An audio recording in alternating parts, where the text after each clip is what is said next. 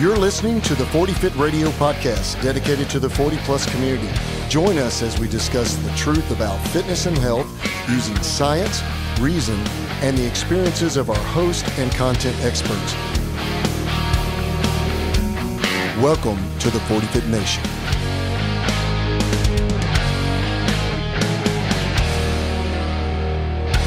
So welcome back to the 40 Fit Radio podcast, and welcome back to the 40 Fit Nation. I'm one of your hosts, D and Coach D, and I also have Coach Trent with me today. I'm back. He's back, and we are going to talk today about something that we've had a lot of questions about in regards to how can an individual use strength training and endurance training concurrently? How can we do those two things at the same time?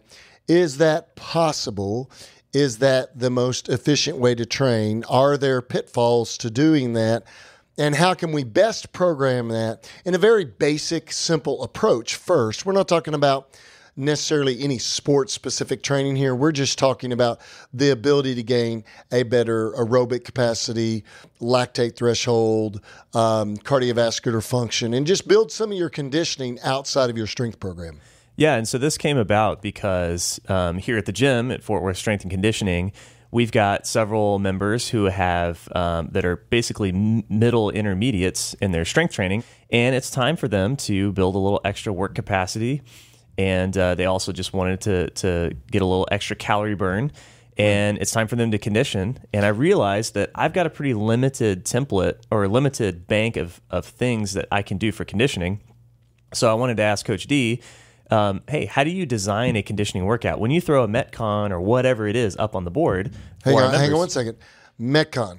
Let's give some nomenclature there. Yeah. Metcon basically just means, guys, metabolic conditioning. Metabolic conditioning, right? Conditioning using mostly the metabolic pathways, the 3 or 4 metabolic pathways based on your science there of doing and performing conditioning workouts. Right. So when you put one of those up on the board, how exactly do you come up with the, how many rounds you're going to do, what movements you're going to do, all that kind of stuff. So that's where this discussion came from. Yeah, practical application, real world application. I think we have to point out first, though, who is conditioning for? Who should be conditioning and who shouldn't be conditioning? Yeah, and so we generally think as strength coaches. So we're gonna address some misconceptions, but we're also gonna talk about some do nots. These are things that we absolutely would not recommend as strength coaches. Or do not. These are do nots. These are don't do this. This is stupid. You're an idiot if you do this. No, you're not an idiot. But you know what? You know what I have always heard. If you have the knowledge and don't apply it, you're stupid. If you don't have the knowledge and don't apply it, you're ignorant. There's a total difference there. I love one of Jordan's old yoga teachers. He said something like, do your best until you know better. And when you know better, do better. Yeah, exactly. So once the burden of knowledge is upon you, it's up to you. You got to do. To know and not to do is not to know. So, what we're going to talk about first are some things that we would absolutely not recommend. And I know that there's a lot of different schools of thought in this area of fitness, but when we're talking about masters, individuals, people over the age of 40, we're generally applying to, but it could be anyone in general. That is, we absolutely would not recommend a conditioning program to someone who hasn't built a basic, solid strength foundation. Now, what that looks like and what that means could be based on different opinions. First of all, what is a basic strength foundation? I don't think there are any particular numbers here that we would use, even though we could apply some body weight, ratios of strength performance to body weight, to gender, those types of things, to age maybe. But what we're really talking about is if you haven't gone through a basic novice programming model in a linear progression, adding load to your exercise movement day in, day out, okay, training 3 to 4 days, whatever your strength training programming is per week.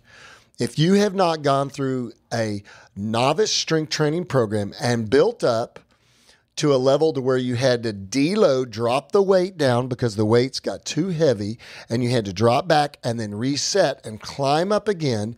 If you have not done that, in a basic format, you should not be conditioning. There is no purpose for conditioning if you have not built the most important of the 10 general physical skills. And we believe as coaches in the fitness world that the most important one of those is strength. Right.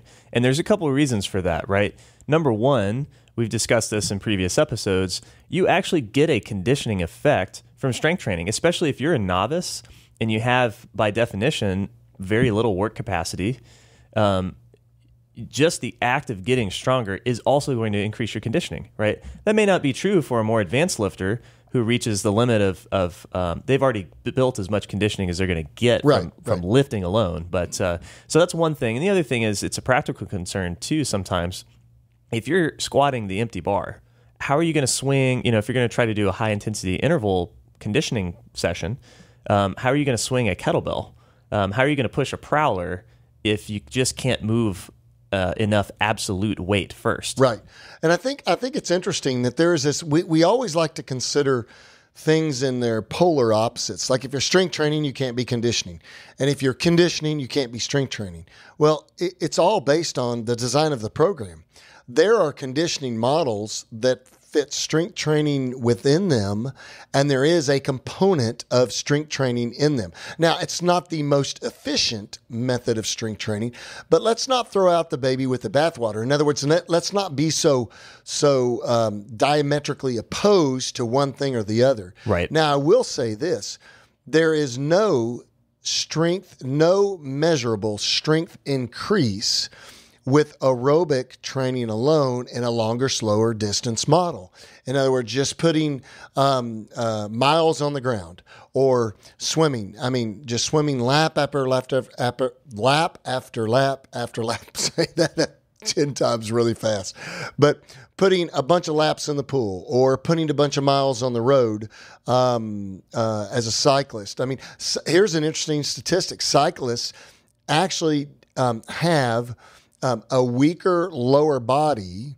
If all they do is long, slow distance cycling, they have a weaker lower body than their same age cohorts that don't train at all because they develop such a slow twitch movement pattern. Right. And they drop a lot of mass and size, muscle mass, because of the adaptation that's required for longer, slower distance cycling. Catabolic. Yeah, it's catabolic. But I want to say this. We want to say about strength training in the way that we think about it as coaches here on our podcast would be barbell training, but it could be dumbbells, it could be barbells, it could be some machine work like a leg press or lap pull down, things like that. But in general, we think about that, or a lot of people think about weight training as having no improvement in conditioning or aerobic capacity, endurance. And then we think about aerobic training as not having any improvement in strength. But it matters how you do it. And so I just thought I'd go down a real quick list here. This is a comparison of the effects of endurance training and strength training on health and fitness factors. So basically, I'm going to tell you which one gives you more or less of this particular factor. So if we take like VO2 max, your maximum aerobic capacity to uptake oxygen, the amount of volume of oxygen that you could use and burn within your factory, your aerobic factory to do work. In weight training, there's an increase in that. There's about a one-fold increase. In aerobic training, there's about a 3 times increase in that. So but now what we know is it matters the type of aerobic training. Okay. Generally, high-intensity interval training has a greater influence on VO2 max than long, slow distance. Okay. Yeah. But weight training also increases it. Resting heart rate. Resting heart rate is improved by both aerobic training and weight training. Weight training alone can also decrease resting heart rate. Stroke volume, which would be the milliliters of blood pumped per beat of the heart, per contraction beat of the heart. It's improved with aerobic training and weight training. Blood pressure, both systolic and diastolic, is improved with both aerobic training and weight training. Body fat, improved with both aerobic training and weight training. We know that body fat is most improved with lifting and high-intensity interval training. That long, slow distance training, I mean, there's a lot of long, slow distance athletes out there that actually have, they look skinny, but they're skinny fat. Right. They have such little muscle mass because they do so much catabolic training that they actually have a higher percentage of body fat in their body composition than someone that does high intensity interval training or weight training. Energy expenditure and body composition. So let's talk about resting metabolic rate. The ability to burn more calories at rest is increased by both aerobic training and weight training, but more with weight training than aerobic training, according to the science. So if you want to increase your caloric burn, do more weight training. Energy expenditure is increased by both, is performed by both aerobic training and weight training. Fat mass decrease, both of them will decrease it. Muscle mass increase, it's increased 3 times the amount with weight training as it is with aerobic training. Okay? Yeah, makes sense. And bone mineral density increase, and all these things apply to our older population, is increased 2 times the amount with weight training as it is with just conditioning or endurance training.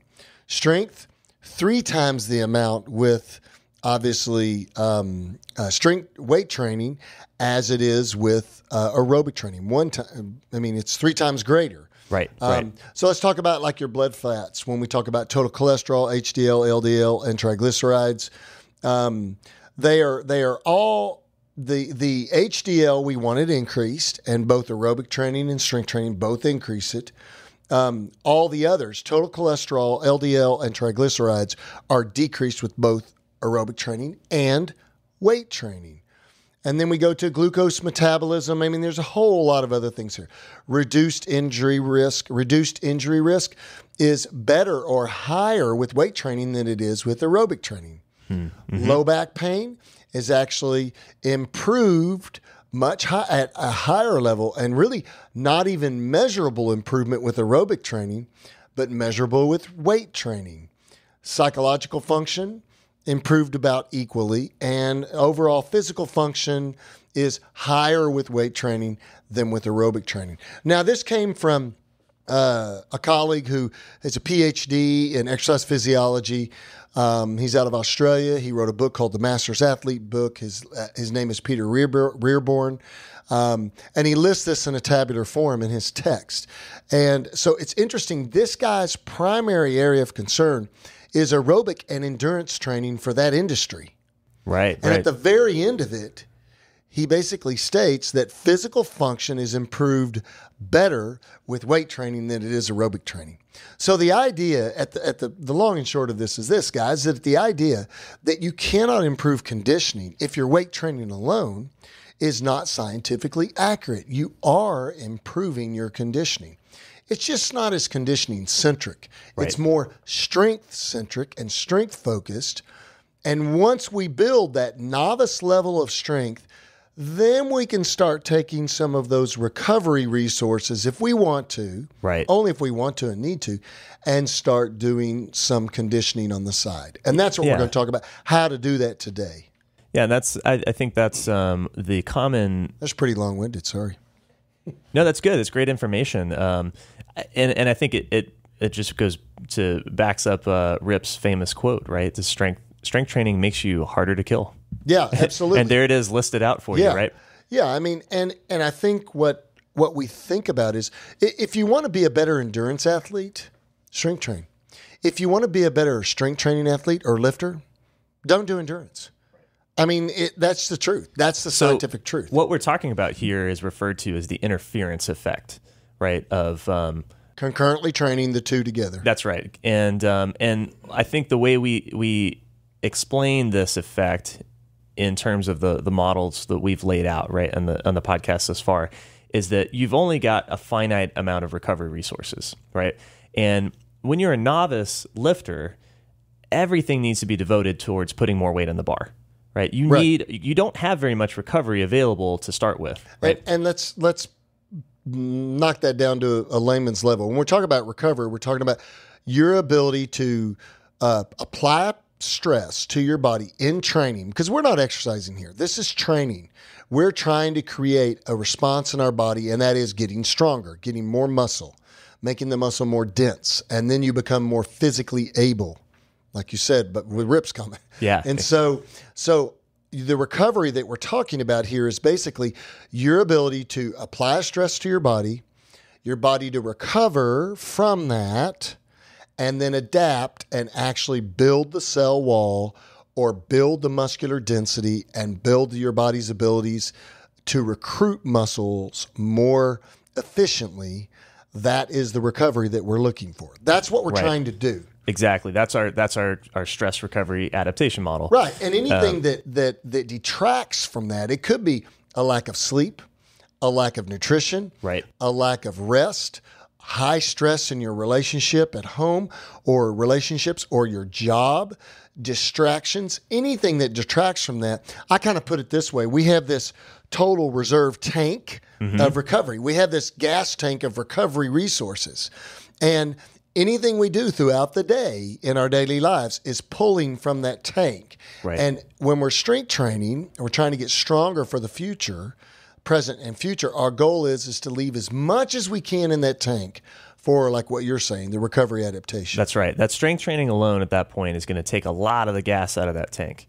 But when when you get out of that novice phase, right, and now you're an intermediate, and now you're spreading their day-to-day recovery is drawn on a little bit differently, right? Because we're not setting PRs on our list every single workout. Right. We're spreading that stress over a week or even 2 weeks at some point. Or even a month. Or a micro cycle of like 3 months. Exactly. Or programming wise. So the more advanced you get, your day-to-day recovery resources can be managed differently than when you're a novice. And at this point, that leaves us open to add conditioning into a workout. Right. And what conditioning helps us do is not only these benefits that you've already laid out, but also helps us build a bigger tank for the future. Yeah, and I think, a lot of people would ask within our world of the strength coaching world, a lot of our colleagues would ask, well, why condition individuals? If strength is enough, and it's the most important of all 10 general physical skills,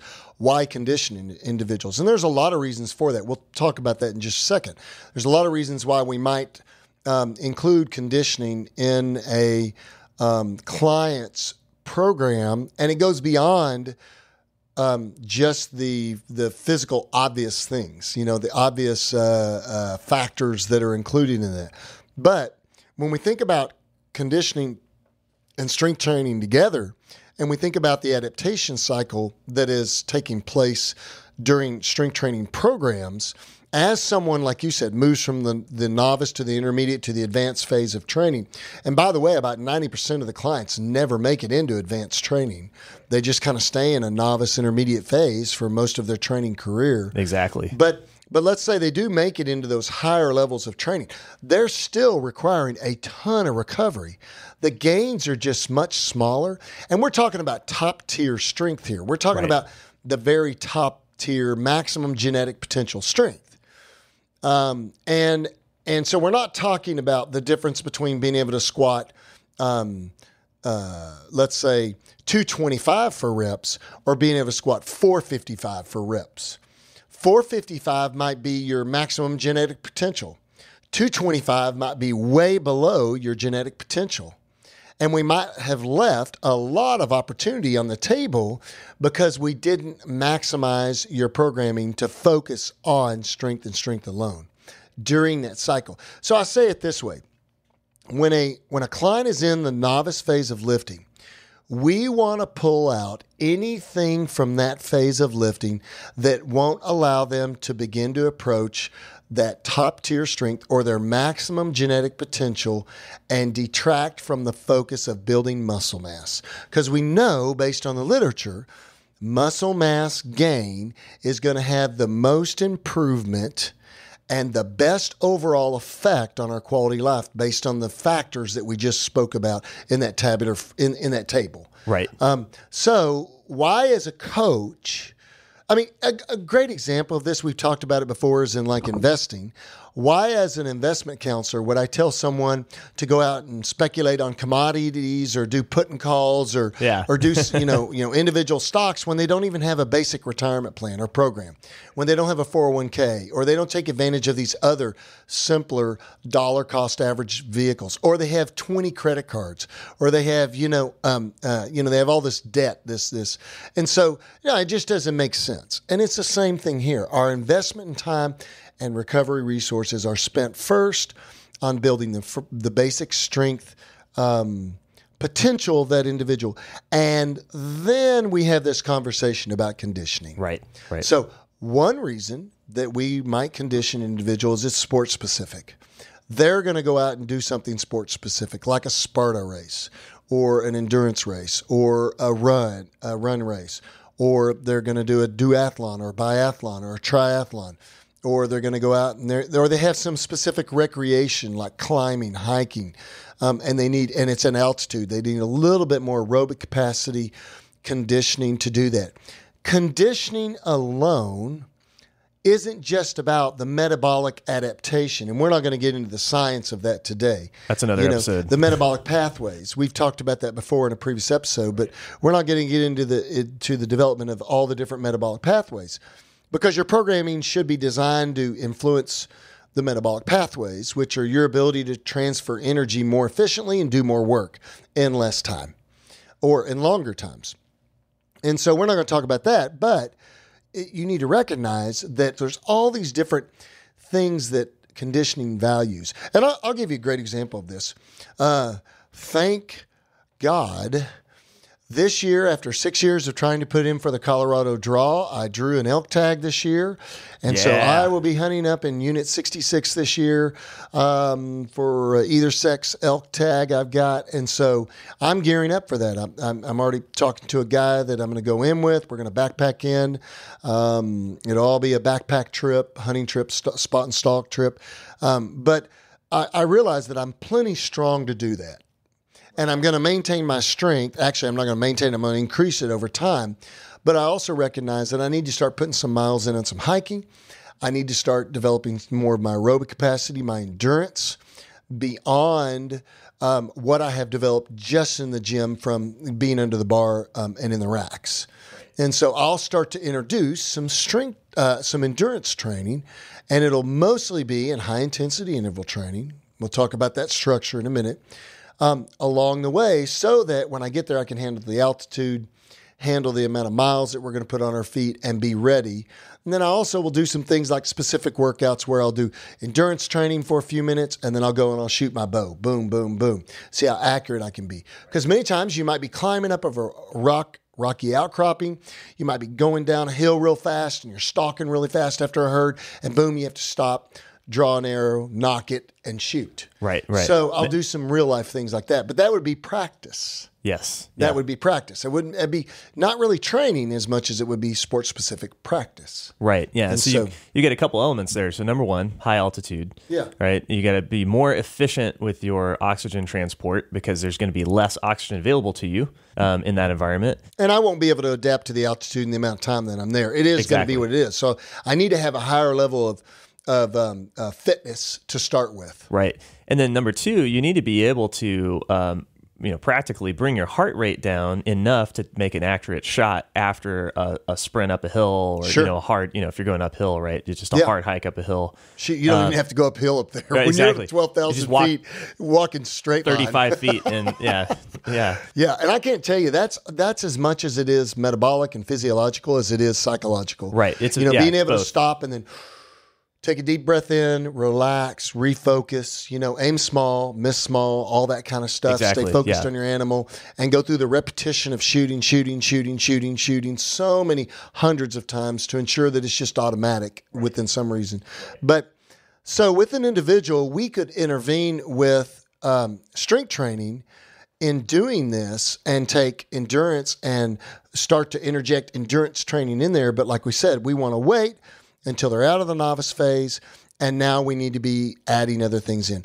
So let's talk about how we might do that and why we might do that and what it's going to look like. Okay, so we have a particular client in our gym. He's late 40s something. He's built this great strength base. He's plenty strong, and I hate to say it that way, but he really is. He's strong. He's squatting in the mid to high threes. He's deadlifting over 4. He weighs right at, I think, about 200 pounds. He's a banker. That's what he does for his living, and he presses for reps way in, like, I think around 175-ish or 165, 175, 180. I just programmed some dumbbell presses for him, and we're trying to kind of find a good heavy weight. And I said, okay, I want you to do 2 sets of 8 at this weight. I can't remember what it was. Yeah. And then do an AMRAP. And he wasn't there for this particular workout, so I said, send me the reps. It says 8, and then I saw 19. And I'm like, wait a minute, was that a typo? 19 reps? Yeah. He's like, oh yeah, no, I was really mad I didn't get 20. I'm like, good grief, son, just put some weight on them. It's Corey. His name's Corey. He's got incredible endurance. He's got a great high level of endurance capacity just genetically. Right. He's really good at energy expenditure. But yeah, so a guy like him, so we're looking at it from a programming standpoint. He's a master's lifter, master's client, and he's built a great strength base. Now he's come to us and basically said, hey, I think I'm strong enough. And we're like, well, strong enough, there's no such thing as strong enough, but yeah, let's go down this theoretical path of saying you developed a solid strength foundation. He's outside the novice training phase. He's got a lot of muscle mass. We put a lot of mass on him, muscle size on him. So now let's think about some alternate programming. The other thing, I think one thing this does is, number one, he wants to lean up a little bit. We know that's going to be diet-based strictly, but it also gives us, so one of the reasons is to do a conditioning program after the novice strength phases, it gives us some alternate calorie burn. Mm-hmm. Now, our goal would be that alternate calorie burn would not detract from our muscle mass or strength base. So we got it. That's a delicate balance to walk between how much protein he's getting, how many carbs and fats he's getting, and to ensure that his nutrition is spot on and that we're not losing muscle mass. So we keep track of his body composition through body fat analysis and looking at where is his fat mass, where's his abdominal measurement at, what's happening to his lean mass as we're intervening with this conditioning. So that would be the first reason, increasing in calorie burn. The second thing would be to use it, and the reason for the increase in calorie burn is to use it as a way to burn more body fat, to lean him up a little bit for the summer, give him a little bit better look that he wants, getting in bathing suit season, all that stuff, so he can wear his bikini and, look good. I'm just going to erase that image from my mind. Scary thong bikini. Golly, I just threw up in my mouth, I think. But I mean, let's face it, we do this to look good naked too. Yeah. So he wants to look good. I mean, he wants to look like he's fit. Of course, yeah. And so that allows us to do that too. The other thing is that Corey likes just general conditioning, general fitness. He's not going to go out and do a competition. He's already told us that. He's not going to go out and do a lifting competition. He doesn't want to do any races or events. He just wants to be generally able. And so he likes to run every now and then. His wife is a big-time runner. She's run the Boston several times. I think she's run Chicago several times, in New York, marathon, I think. But so he wants to be able to run with her some, not the distances that she runs, but he wants to be able to run with her. And so that's going to take a conditioning base too. And then the last thing would be is that he wants to, like I said, he wants to have a generally well-rounded fitness program. And I think adding some endurance in there helps to do that. Now, how do we go about doing that?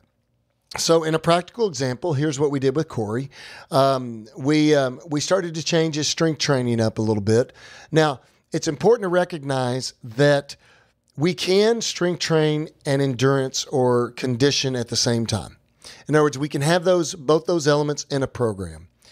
But there are some things you need to know about that. The literature's fairly clear, and we reviewed this literature in the science panel a couple years back. I think 2 years ago back in the Starting Strength Conference, in our annual seminar conference. We do a science review. It's the SSCA, Starting Strength Coaches Association Conference. You can look those up on YouTube. They're all, for the last several years, they're posted up there. Yeah, and we looked at the effects of concurrently training endurance with strength.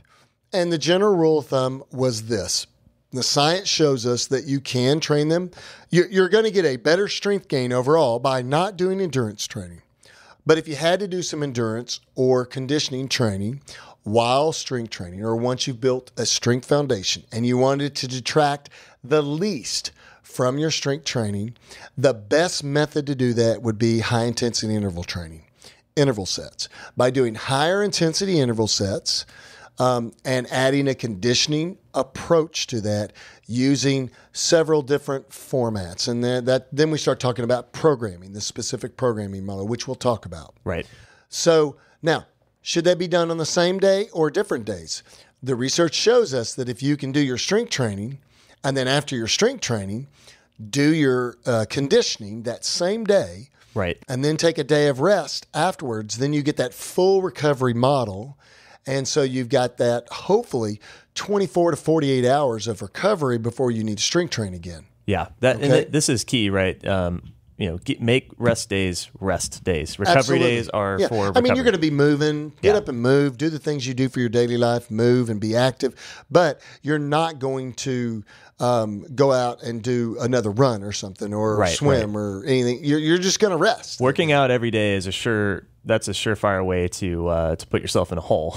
Yeah, I mean, you'll overtrain eventually. Yeah. I love it in some of the fitness communities where it's, you're going to active rest. It just means you did another workout. Yeah, it's another one of those badge of courage things. Exactly. Yeah, like turn your hands up or whatever. But yeah, so you'll do your strength training. Let's say in his schedule it might look like this: Monday, Wednesday, Friday, strength training. On Monday, we're going to do his barbell lifts, and then we're going to do some conditioning that day too with him, and we'll do it after his barbell lifts. On Tuesday, we're going to rest him completely. On Wednesday, we're going to come back and we're going to barbell train some more, or maybe do some accessory lifts. And I think that's what we do with him. We've alternated to some accessory lifts, and we're doing some dumbbell work, and we're doing some push-ups and some chin-ups and some lighter weight lifts where you really could consider that more of everything from a hypertrophy day to where there's more reps and you're trying to build a little bit more size maybe too, or it's a back off day. So it's not as stressful as our Monday day, which is our heavy day. Right. And I like the accessories, which they deliver a lot of stress from a strength training perspective without putting a lot of absolute weight on the bar. So for instance, if you have to squat, that'd be a good time to do like a tempo squat, because you can do it relatively light, but it's still very stressful because it's so much time under tension there. Right. But it doesn't crush you for the conditioning workout that's going to follow. Right. So from there, we've got this Monday barbell training day mixed with some conditioning, high intensity interval workout afterwards. And then we've got Tuesday, a day of rest. And then we've got Wednesday, which is an accessory day. And then we might do some conditioning on that day too, and do another high intensity interval workout. And we're going to talk about how we might structure those. And then Thursday, we get a day of rest. And then on Friday, we come back in with maybe some volume on the barbell workout day, not as heavy, but just a volume cycle. And then also another conditioning day. And then Saturday and Sunday is just active rest, just kind of hanging out, doing stuff with family. He might go out and do a very, very light run with his wife, maybe a mile or two, or just walking the dog or whatever it is. He's going out and living life like we like to do. Right. And so that is a great example of how we might put together the general scheduling of his program for both strength training and conditioning. Now, let's talk specifically about programming conditioning workouts. This can get crazy complicated, but in general, I do like CrossFit's model, their theoretical template for programming conditioning components. And when you look at that theoretical template, you can break down these conditional components. And I just say, this is the stuff that they created. I did not come up with this, even though I've used it over the years and still use it in our gym that's mostly a barbell gym. In this conditioning model, or they call it their CrossFit template, we're going to add what we would call monostructural activities, which would be metabolic conditioning or just pure cardio activities, and they're usually one single event. Mono meaning one structure, okay? So it could be rowing, it could be running, It could be the Echo bike, which is like the assault bike, but arm and leg, we call it devil's cycle. The devil's cycle. The devil's cycle. Or, no, what do we call it? We call it actually the devil's, I forgot what it's called, the devil's something, but it is the devil, man. It'll trash you so quickly. In fact, getting ready for this elk hunt, I'll probably be doing a ton of Echo bike, Echo bike, just because of what it does to your upper and lower body at the same time. Combine that with rowing too. We might do rowing on the rower. We might do swimming, but that's going to be a monostructural conditioning element. And these are all elements within the program. Or we could call these, a better term for that might be modalities. These are the different modalities. So we have monostructural. Mm-hmm. We also have gymnastics or body weight movements. Okay. So that could be everything from pull-ups, push-ups, burpees, handstand push-ups, handstand walks, handstands themselves, planks. These are all body weight movements. Air squats, okay? Lunges. As long as we don't do weight with them, these are all gymnastics body weight movements, okay? Could be dips, okay? Chins. All these things are gymnastics body weight movements that we could add into workouts as a part of their conditioning cycle. And then we could also throw in some what we would call weightlifting modalities. And I'm not as big of a proponent anymore as I used to be when I owned my CrossFit gyms of adding barbell movements into conditioning workouts. I just don't do that anymore. The only movement that I might add in would be a thruster or a power clean. And that's about it. That's the only thing you're going to see in conditioning workouts with me because it's light enough weight that I can control form, and and it's a dynamic movement. It's a big compound movement, and it adds a significant metabolic effect to the work. But you're not going to see me do any other Olympic lifts. You're not going to see me do traditional strength barbell lifts anymore, like deadlifts and 30 snatches for time. No, I hate that.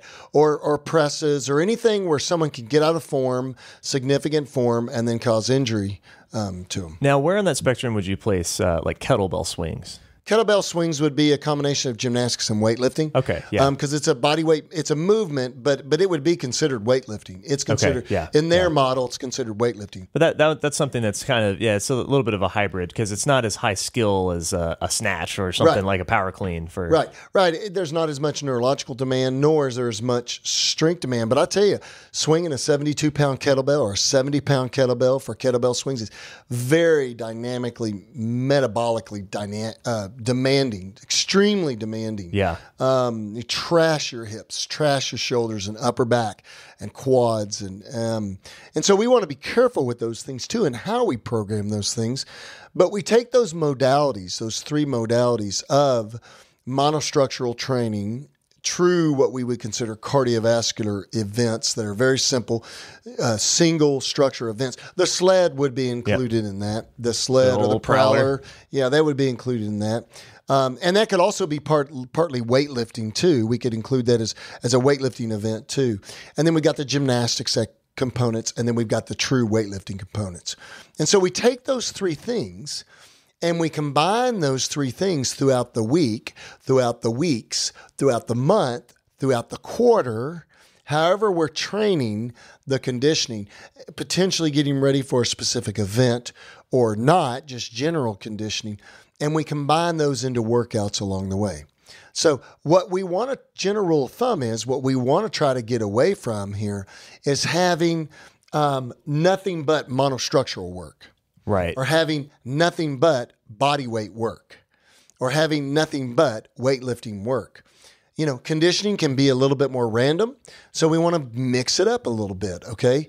And we want to try to get to where we're doing those conditioning workouts, but in a general rule of thumb, like with Corey, if I were doing 3 conditioning workouts a week, one of them is going to be a shorter, more intense, simple, what we would call couplet. I might have rowing and power cleans. There you go. Yeah. 2 activities that are similar pulling activities that represent pulling, or even better than that, what I probably would do so I don't replicate the same movement would be do something like the Rogue Echo bike, a short interval, 1 minute at an RPE of like 7, okay, on the Rogue Echo bike, or 20 calories on the Rogue Echo bike, combined with 5 power cleans. You know, at a reasonable weight, that's not anything heavy for him, just something that's moving some weight through space and time. And where I'm going to coach him the most is on his form function when he goes to the power clean. All right, those look good, because we want to be performing correct movement so that when we go to use that as a strength activity alone, we're not messing with his form too much. Right. Okay? We're not futzing it up, you know? Yeah. And so that would be a good example. It might be a couplet, and I might say do 4 rounds, and you could use the term for time, but I'm not really shooting for a particular time. Right. But if I wanted to measure whether or not his conditioning was improving over time, I could say do this for time, and I want you to do 4 rounds. I want you to do the echo bike for 1 minute at an RPE of 7 out of 10 max level, and then I want you to do 5 power cleans at 135. Ready and go. And he would do that for 4 rounds. And we would time it. Boom. All right. Time it. And then at the end, what I also might do is immediately measure his heart rate. And then measure his heart rate again if I wanted to be real scientific, in about a minute of recovery and see what happened there. Put that down on his spreadsheet or in his log, and then do it again in a month while we've been doing all of this conditioning work. And see what happens to those scores. What we'll see is those scores will get better and better and better to some point, just like they do in strength training. We get stronger and stronger and stronger. And we're eventually going to reach a maximum genetic potential with him. But that might be a good example of a short couplet using 2 elements, a monostructural element and also a weightlifting element. Does that make sense? Yeah, exactly. And the key there is we want it to be short. And intense. Correct. Intensity's got to be high. And we don't really, this is not a 20, 30-minute workout. No. This is a 10-minute workout maybe. No. Yeah, not even that. I mean, that 5 work. minutes. Yeah, that workout. Yeah, well, I would say that workout's probably going to be, you've got a minute of echo bike. So there's 5 minutes alone. And then you got some transition time. That workout will probably be about 8 minutes, an 8-minute time zone. And so we're going to access all 3 metabolic pathways there. We're burning fat. We've used a lot of glycogen, phosphocreatine. So we're using all 3 of the metabolic pathways there. Now it doesn't push us way out there in in getting into that fatty acid cycle, way into that cycle. But we're still you're always using all 3 metabolic pathways. Yeah, we're upregulating everything. Everything downstream. upregulates. Yeah. You just when you do something short. Okay, so let's give you another example. That week 2, I might have Corey do sprints. Wind sprints. I might have him do 6x100s, 100-meter sprints, runs. He would do 6 of them, and I might do something like a 1 to 2 rest, where he's going to basically do a 100-meter sprint. He's going to rest twice the time that it took him to sprint. Okay. Or I might just give him a time rest in between. I might say, all right, I want you to do a 1-minute rest or a 2-minute rest recovery in between sprints. Okay. And then I'm going to measure his sprints and have him do his sprints. But those are in short, intense, and all out. Okay. So what we're doing with that is that type of training on that first sprint is almost all phosphocreatine and getting into the glycogen zone 2, but that's just a very short metabolic burst of energy. Very dynamic, requiring fuel that is very hot, like jet fuel. Versus if I went out and I said, okay, I want you to run a 5K at a moderate pace, let's say an RPE of 6, that's going to be mostly using diesel fuel, which would be your fat. Exactly. It's mostly going to upregulate your fatty acid cycle, and that's what you're going to be burning mostly. Now, I want to point out something at this point. Notice that the type of activities that we're having this person do require, number 1, some skill. If we're going to have somebody do power cleans, number 1, they have to know how to do it. Number 2, they have to be able to power clean some amount above the amount we're going to have them condition with. We're doing relative, moderately heavy power cleans, not heavy. Well, I mean, 135 for Corey. I mean, 135 for Corey. The other day he was in here, and I think he was doing 5 sets of 3 with like 195, 205, something like that. Range, So 135 is a warm-up load for him. Exactly. But if you've never power cleaned before, you're just learning the movement. But it's 20 reps. That's right. 20 reps at that warm-up load. The other thing I'd say is that some of these movements can be fairly high impact. Right. So if we've got somebody who is still kind of on that, maybe they've just gotten out of their novice phase of training, but they have some weight to lose, relatively high body weight, and they need to bring their body fat down. Some of these things might not be the best idea. Right. That's why I like box jumps and someone who box jumps, is sprints. overweight 200 pounds. If somebody hasn't sprinted in years. No, fast-paced walk for them. That's right. We're going to have to work up to that sprint. Yeah. For that reason, I like starting people when they're very first starting conditioning with just monostructural stuff. Yeah, absolutely. I love the prowler. Yeah, because it's great. Number one, it's not going to make them sore. Right. It's mostly concentric movement. Very little eccentric movement. So eccentrics are what make us sore. That's the lengthening muscle contraction. So it involves pushing a heavy load, which they're already used to doing because they've been doing barbell work. And it's also, it introduces them the concept of, I can start them out really low. We can do 5 fairly light sprints with a 3-minute rest, and then slowly bring their rest times down and get them used to the idea of performing bursts of activity followed by short amount of rest. And as they get more proficient in that, as their body weight comes down, then we can start introducing the more athletic movement. Right, and that would be a perfect example. That leads us into this. So for conditioning day 3 for Corey, a great way to end the week and to reduce his soreness, because if we're doing sprints with him, his calves and his hip flexors and his hamstrings and his quads are going to be, and his abs too, maybe his stomach, are going to be really sore from doing sprint intervals. So at the end of the week, what we could do is have him do a little bit longer style workout with a little bit lower intensity, okay, just to put some time on the ground, and we could do that with the sled. The sled is a great way to get his blood flow up, to get a good sweat on. We're doing it outside normally in the heat of Texas. So it's a great way. We might say, okay, we want you to push the sled for a 5-minute interval at a RPE level of, let's say, 6 or 7, and then we're going to give you a 2-minute rest, and we're going to do 3 cycles of that. You're going to do 15 total minutes of work, and you're going to get 6 minutes of rest. And we're going to put a minimal to moderate weight on the sled, just something to get him moving, get his heart rate flowing, get him upregulating all systems, all metabolic pathways, and a great way to finish the week to get his joints more supple, get blood flow into his connective tissue, get his synovial fluid moving in his joints, and no pounding either. It's just pushing that sled back and forth. Great for the mind too. And what that's going to do is that's basically going to help someone with that soreness. And I mean, hey, if you guys are out there and you're always sore and you're always, feeling trashed, then you got to recognize, plan your week accordingly. For years, when I owned my CrossFit gyms, we would program, and I never programmed randomness, even though it was constantly varied, high-intensity functional movement. That's the tag phrase. But the reality is, when I went to program, there was a reason why we were doing something towards the end of the week if a client had been working really hard all week. That's why some of the easier workouts were put on Fridays, And now, for individuals who wanted to come in and trash themselves, we always had that workout available for them on Saturdays. And in a roundabout way, it's kind of ridiculous, I mean, you've already had all this training volume throughout the week. The end of the week should not be the time we're going to trash you out. You're at your lowest recovery mode before you have your 1 or 2 days of rest.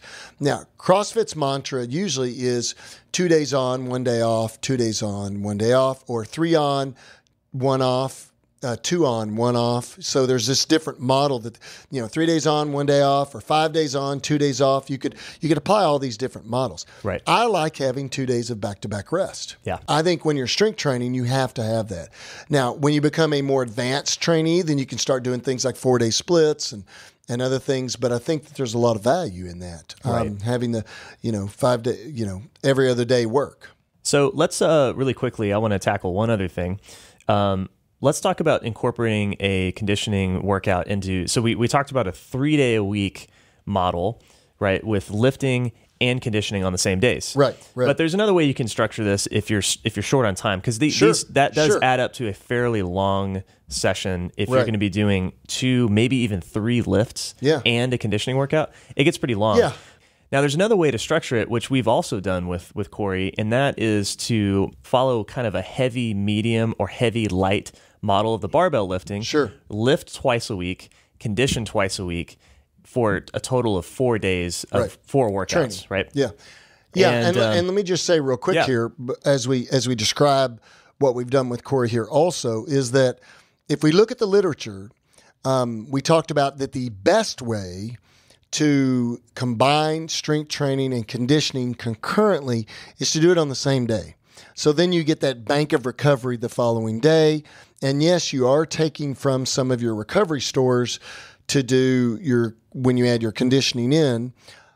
But if you can't do that, then you can do what we're about to talk about, which is to do your conditioning on your off strength training days. Right. You just want to make sure that you're not trashing the client, that you're not doing too much, and that you're allowing enough recovery. And you think methodically about when was the last major stressor.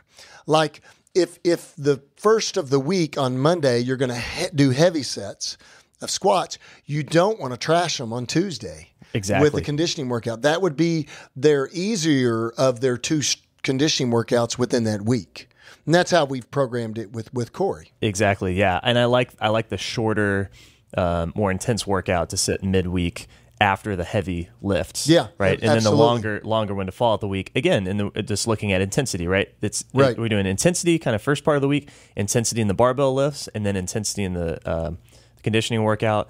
And then we do more of the volume work in the barbell lifts, and then followed by the lighter, less intense, but longer form conditioning workout at the end of the week. Yeah. And when you think about it too, the adaptation that Corey is going to get as a client from the heavy work on Monday is really going to max out in about 7 to 10 days after that training session.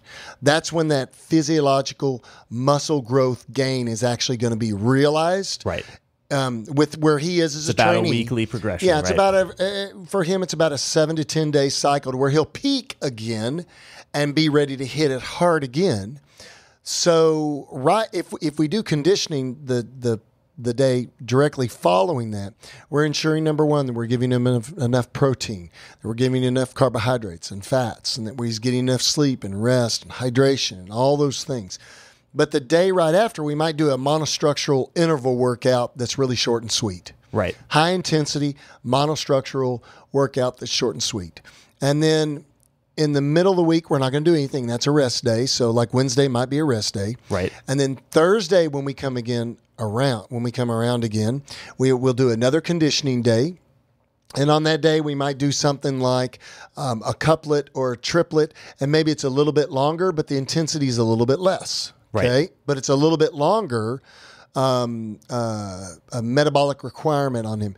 And then Friday, we might make his lifting day be a volume day, lighter load, and allow him to do his volume day. And then on Saturday, Sunday, he rests. Exactly. So now I will say this. You have to look at this in the context of the greater scheme, right?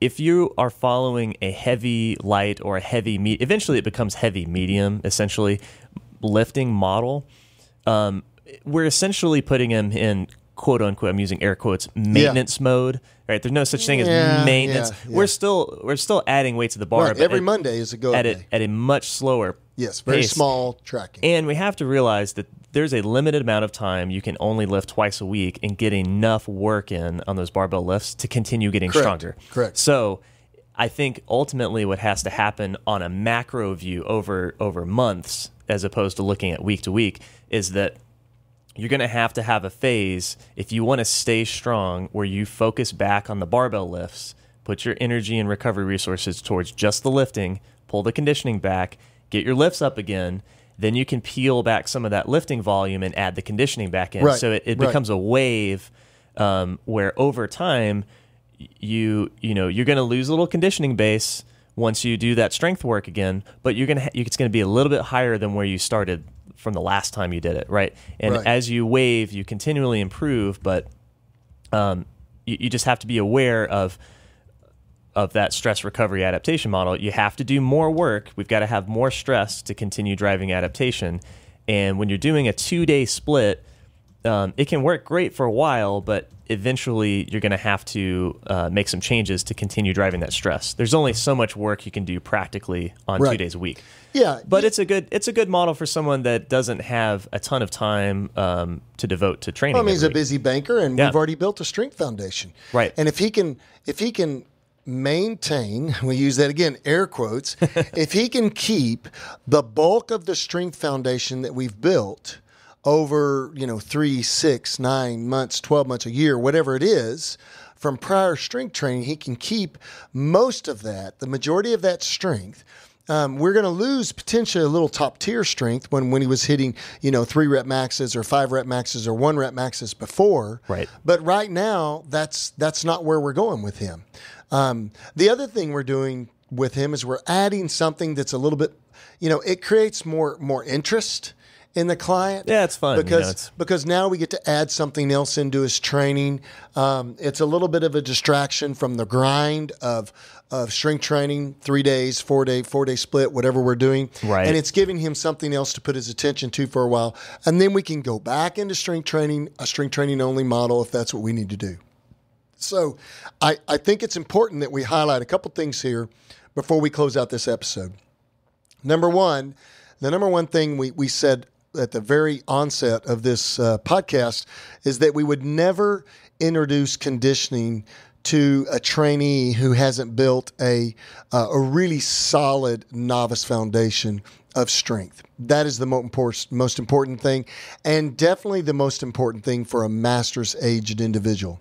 Number two, you can concurrently train strength training and conditioning combined together, but the way you do it is very, very important. And we talked a little bit about that specifically. High intensity interval training is more effective than long, slow distance. There are some activities too that are more deleterious to your strength foundation, your strength base. And those are things like really long swimming, really long running, really long cycling. Those things generally have a tendency to make your strength decline quicker. Okay. So high intensity interval training. We can do that in a monostructural manner using the classical, cardio activities like running, swimming. We would throw the sled in there because we could do rowing. Sled would also be considered weightlifting. We'll talk about that in just a second. And then we could also do like the Echo rogue bike or assault bikes, the upper body ergometers, those types of things. And so we could add monostructural in there. We could add gymnastics movements, which would be body weight movements, things like chins, push-ups, sit-ups. X that. I don't like sit-ups. Don't ever do sit-ups. You don't need them. We could do planks. We could do anything that's a body weight movement, a gymnastics oriented movement, walking lunges with no weight or air squats, those types of things. We could also do then what we would call in our methodology weightlifting or lifting, but that would include things mostly like if we were going to use the barbell, we might do power cleans or thrusters. I wouldn't use the barbell for anything else other than that in a workout, but that would include kettlebell swings, weighted lunges, weighted step-ups, those types of things, okay? We didn't mention that we could also have jump rope. Jump rope would be considered monostructural. So like double unders, single unders, that would be considered monostructural too. But we're going to add those elements in throughout the week in the conditioning model so that we're not just doing all monostructural, not all just body weight, or not just all weightlifting. We're going to add those components in a singlet, which is one activity, a couplet, which is 2 activities. We could do a triplet, which is 3 activities, or we could do more of like a chipper style, which is a bunch of activities combined together, okay? Yeah. And you chip away at it, or it chips away at you. Oh, man. Let's think of that like an Australian accent. Yeah, they're just crushing is what it is. Yeah. And so, but we're going to use a specific methodology to design those workouts. We also talked about this general principle of, I think would this be number 4? Yeah. Of when we're going to intervene with the conditioning workout. Generally speaking, we'd like to do that on the same day as our barbell training if we can, if the client or trainee has time. If they don't, we can do that on their off days, but we definitely want to have at least 2 days of rest a week where we're in a rest cycle, and it could be up to 3 days based on where you are in your training. Also, once someone has built a great strength foundation, we talked about what we did with Corey was that we could also use kind of a heavy, light, medium, or a heavier day, and then a volume day, and then basically do some accessory work in the middle or conditioning work in the middle. And we could make it so that the workouts are a little shorter so that they're not having to be in the gym for 2 hours. Right. And then lastly, but not leastly, we talked about the fact that don't be fooled by the fact that if you're only doing weight training right now, that you're not getting conditioned. But I can tell you this, if you're only doing conditioning or aerobic training, especially long, slow distance work, you're not getting stronger. And so there's no carryover effect there. There's a ton of carryover, and the literature supports this, that if you're strength training, there's a ton of potential opportunity to also improve your endurance and to improve all of those metabolic factors that we have come to associate with improvement in endurance capacity. So those are some of the things to think about. We hope that this has been a really good practical example of how you can combine your endurance or conditioning training with your strength training. Remember that our program focus is always that there's going to be some strength training in that program. There has to be. Now, we also recognize that as we age and become older individuals, that there have to be some deload cycles in there where there's a period of time, whatever that timeline is, that we take the stress off our joints a little bit, take the stress off our connective tissue, lighten the loads a little bit. And this is a perfect time to intervene with high intensity interval training. Again, another reason to do it.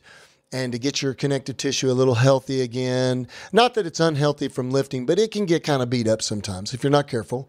And then go back into a lifting cycle again and then decrease the conditioning. So that's how we use it on a day-to-day basis. Well, I was going to call this conditioning 101, but man, this is like 201, 301, 4. Well, I mean, we're the advanced graduate an hour-long podcast, yeah. but we could talk specifically about how you would put together. We've talked about the basic nuts and bolts of a conditioning workout, but we could go through all the different examples of how to do this. Yeah. How to rest. What does the rest cycle actually do? If we have a 1-to-1, 1-to-2, 2-to-1, invert it, all these different things control and affect how we're going to respond to the training. The stressor controls the adaptation. Yeah, I think we need to shoot some videos here. I'm down with that. Yeah, that sounds good to me. We'll shoot some videos of some different workouts in practice. So, well, thanks guys for joining 40 Fit Radio once more. We really appreciate your listens.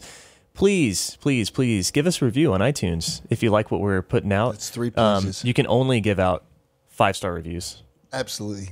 Yeah. No 4-star. Well, no 5-star reviews. Yeah, 1-star or 5 stars. Oh, man. If you have a great 1-star review, it, man. That's right. If you have a great 1-star review, then we'll read it on the podcast. I appreciate a really well written critique. But yeah, give us 5-star reviews. Yeah. I mean, we want to share the podcast. We want to get it out there to more people. We've got more things that we're developing, more opportunities in the future to develop things. 40 Fit Radio gear, 40 Fit gear that we're going to be producing, some T-shirts and some other things, and develop some more creative podcast opportunities, webinars. Eventually, we're going to have a model where and this will be coming out. We don't know when, but we're developing it now. We'll have a model where individuals who want to get more access to content, more access to us, and potential opportunities for programming or coaching or other things can access that. So we're building this slowly, but our goal is we need to build an audience. And we're only going to build what's needed.